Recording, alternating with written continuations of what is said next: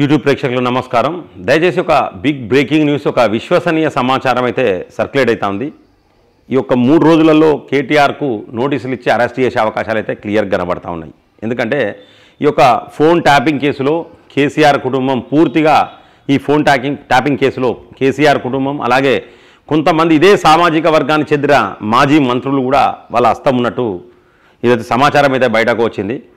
కొంత విశ్వసనీయ సమాచారం, నమ్మదగిన సమాచారం వచ్చింది. సో ఈ 2-3 రోజులలో నోటీసులు ఇచ్చి కేటీఆర్ను అదుపులోకి తీసుకునే అవకాశాలు అయితే, అరెస్ట్ చేసే అవకాశాలు అయితే క్లియర్గా కనబడతా ఉన్నాయి. సో కాబట్టి ప్రజలందరూ అప్రమత్తంగా ఉండాలి ఖచ్చితంగా. ఇప్పటి వరకు కూడా ఈ యొక్క కాంగ్రెస్ ప్రభుత్వం మరి ఎవరెవరి ఫోన్లు ట్యాపింగ్ అయినాయి అనే అంశాలు అయితే ఇప్పటి వరకు అయితే బట్టబయలు చేయలే. ఎవరెవరి ఫోన్లు ట్యాపింగ్లు అయినాయి, ఎందుకంటే ఎవరెవరి ఫోన్లు ట్యాపింగ్ అయినాయి, ఎవరు చేసినంటే వాళ్ళు కూడా కేసులు పెట్టే అవకాశాలు ఉంటాయి. సో వాళ్ళ తరపు నుంచి కూడా వ్యక్తిగతంగా కేసులు తీసుకోవాల్సిన అవసరం ఉన్నది. అలాగే మొట్టమొదటి బాధితుడు ఈటల రాజేందర్ అన్న, అలాగే భారతీయ జనతా పార్టీలో బండి సంజయ్ గారు, ధర్మపురి అరవింద్ గారు, వీళ్ళందరి ఫోన్లు కూడా ట్యాప్ అయినాయి.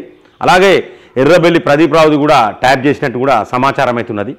సో చాలామంది బీజేపీ నేతలై, అలాగే ఇక్కడ ఉన్న హన్మకొండ జిల్లా అధ్యక్షురాలు రావు పద్మ ఫోన్ కూడా ట్యాప్ అయినట్టయితే సమాచారం అయితే ఉన్నది. సో అనుమానాలు అయితే వ్యక్తం చేస్తూ ఉన్నారు వాళ్ళు. చాలామంది ఇట్లా చెప్పుకుంటూ పోతే చాలామంది భారతీయ జనతా పార్టీ నాయకుల ఫోన్లు కూడా ట్యాప్ చేసిర్రు. అలాగే వీళ్ళు కొంతమంది జడ్జీల ఫోన్లు కూడా ట్యాప్ చేసినట్లయితే కొన్ని పేపర్లలో వార్తలు వచ్చినాయి. సో దాని కారణంగా దీన్ని సిబిఐకి అప్పచెప్పాలంటే ఇప్పటి వరకు కూడా ఈ యొక్క కాంగ్రెస్ ప్రభుత్వం సిబిఐకి అప్పచెప్పలే ఈ కేసును. ఏది ఏమైనప్పటికీ ఈ కేటీఆర్ను అలాగే ఇంకా కొంతమంది మాజీ మంత్రులను, ఇదే సామాజిక వర్గానికి చెందిన మాజీ మంత్రులను కూడా నోటీసులు ఇచ్చి 2-3 రోజులలో, అంటే బుధవారం బేస్తవారం కల్లా కూడా అదుపులోకి తీసుకునే అవకాశాలు అయితే క్లియర్గా కనబడతా ఉన్నాయి. దానికోసమే కొత్త పబ్లిక్ ప్రాసిక్యూటర్ను ప్రభుత్వం నియమించింది దానికోసమే. ఎందుకంటే లీగల్ ఒపీనియన్ అనేది దానికి చాలా ఇంపార్టెంట్, దానికి చాలా అవసరం. ఎందుకంటే వీళ్ళు రేపు పొద్దున మళ్ళీ న్యాయ పోరాటం చేసినా కూడా ఇబ్బంది కాకుండా, అంటే గవర్నమెంట్కి ఇబ్బంది కాకుండా న్యాయ పోరాటం చేసినా, అంటే న్యాయ పోరాటం అంటే వీళ్ళు చేసేది అన్యాయ పోరాటమే ఉంటుంది. కేసీఆర్ కొడుకు, బిడ్డ, అల్లుడు అందరు చేసేది అంతా అన్యాయ పోరాటమే అది.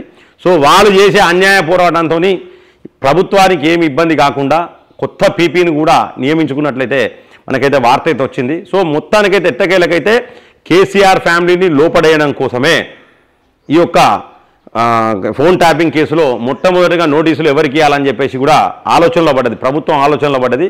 ఏది ఏమైనప్పటికీ బుధా బేస్తవారాలలో ఖచ్చితంగా కేసీఆర్ అలాగే ఇదే సామాజిక వర్గానికి చెందిన కొంతమంది మాజీ మంత్రులకు నోటీసులు ఇచ్చి పోలీసులు నోటీసులు ఇచ్చేసి పోలీసులు అదుపులోకి తీసుకునే అవకాశాలు అయితే క్లియర్గా కనబడుతున్నాయి.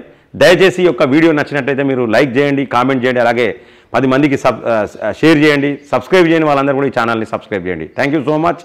జై హింద్, జై భారత్.